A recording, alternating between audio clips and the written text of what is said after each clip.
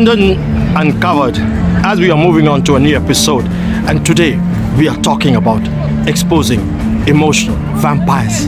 Yes, vampires can be found everywhere, in books, in stories, television, and even legends. An emotional vampire is someone who gaslights, manipulates, or uses other emotionally controlling tactics to diminish another person. Whether they do this intentionally or not, emotional vampires often leave others feeling depressed, anxious, and insecure. The effects of emotional vampires can have a great impact on one's mental health. Here are 5 types of emotional vampires. 1. Narcissists. They seem unable to talk about anything else but themselves. It's all about I, me, and myself. 2. The drama lovers. They always find something to complain about for days, weeks, or even months. 3. Victims. These type of people are very sensitive to perceived criticism and will lash out if you try to point out what they could have done differently. 4. Controllers. They will make you feel like there's only one right answer and can leave you feeling like you have to get the approval for everything you do. 5th, talkers. Excessively talking people dominate the conversation with their own opinions and views. So what can one do about it? Experts suggest 5 steps. 1. Set clear boundaries. 2. Stick to the facts. 3. Practice mindfulness. 4. Talk to a therapist. And 5th, interact virtually. It means keeping them at a distance. Always draw a line and take a bold stand. And in the words of Edward E. White, when he says, "I'm a vampire and I live on your feelings. I thrive on emotions. To me, love is something fulfilling. Without your touch, my throat goes dry. I need your love. Without it, I would die. I'm so hungry, and now I must feed. So hold me close and fulfill my loving need." So let's go and see what people have to say about it.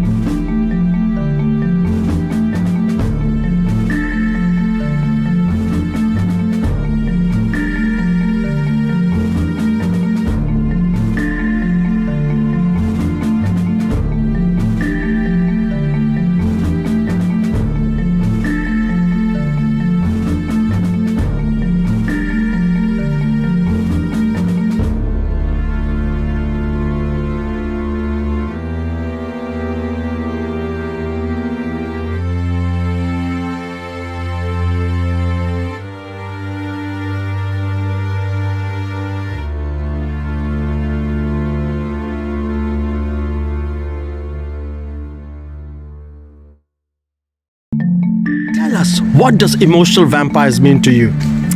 Well, vampires are creatures from the dead. And they should be dead, but they're not dead. They've come back from the dead. And there are people in your life that may act like vampires, by meaning that they suck the joy and the life out of you. But the thing about vampires is you've got to remember that they themselves are in the grip of the dead. These people do that to you not because they're horrible, but because they themselves are stuck somewhere that should have been given up and left behind a long time ago, but they're living out troubles from their past, but they live them out through you, and they live them out to make you feel drained and empty. So how does one deal with them? I think the first thing to realise is where it's happening in your life, where somebody seems to leave you feeling drained and empty and sad just by being with you because you're not good enough, or because they need some drama out of you, but you know the feeling, you just feel kind of worn out after you've been with them.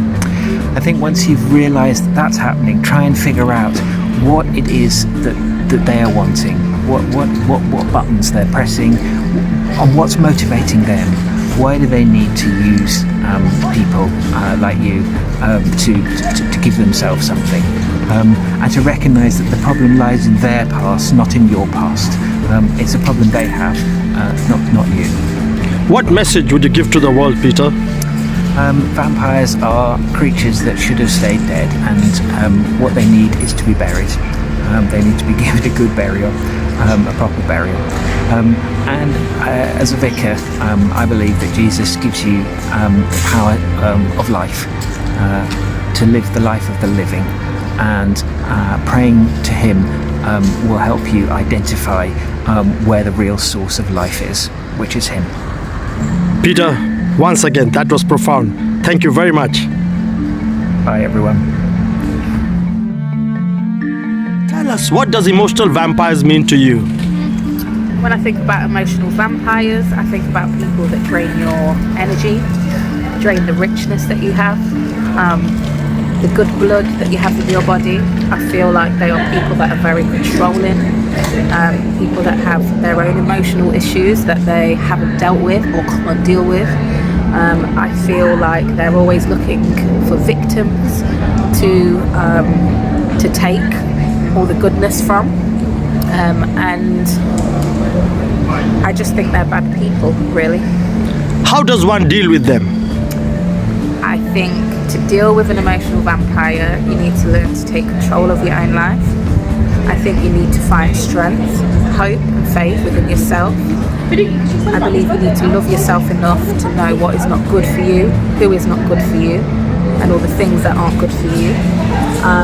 I think you need to be emotionally in tune with yourself as well, to know when people may manipulate you, and think about your vulnerability as to whether other vampires are trying to drain you. A lot of the time the vampires will prey on vulnerable people and people that they know that they can take from. So I just think you need to draw out the strength, be assertive with the way that you think and your decisions that you make. I think you need to love yourself, to know what is not right for you. Think about your gut. Your spirit will talk to you, the spirit will tell you and make you, if you feel uneasy in a situation, that is for a reason. Listen to the spirit and listen to your soul. And if it's not in tune with you or your values, your beliefs, then don't do or be forced to do something from someone else just because of the way that they're feeling, because that's actually a reflection on themselves. What message would you give to the world? I would give a message to love yourself enough to know your value. Love yourself enough to not be manipulated. Love yourself enough to learn and grow within yourself, and be strong enough to filter out and get rid of any negativity, anybody that drains your emotional, your mental health.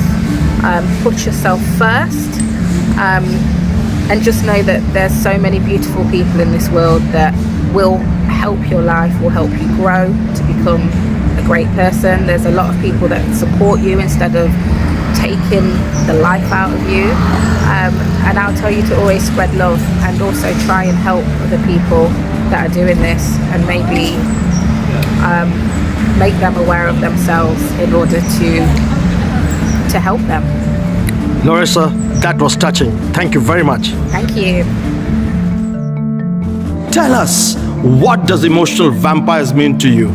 Well, it's someone that tries to suck all your energy out of you and use you for their own ends. So what can one do about it? Well, if someone starts asking you to do things that you don't want to do, you haven't got the energy to do it, you can say no. You've got to learn to say no. What message would you give to the world, Nigel? I would say that don't be afraid of ever saying no to someone if they're asking you to do things that you can't do. Nigel, thank you once again. No, thank you.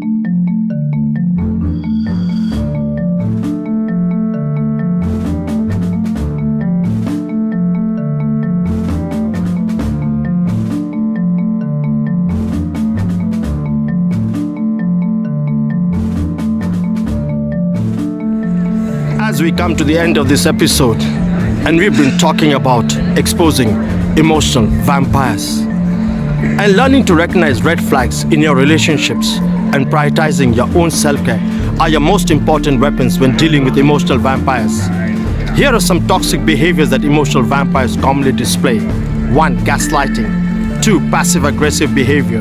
3. No accountability. 4. Using guilt as a weapon. And 5th, makes inappropriate comment and is self-centered. The most important thing to remember is that your own feeling is the greatest indicators of an emotional vampire. How you feel after you have interacted with them leaves you feeling emotionally exhausted, depressed, insecure, then that person is probably an emotional vampire.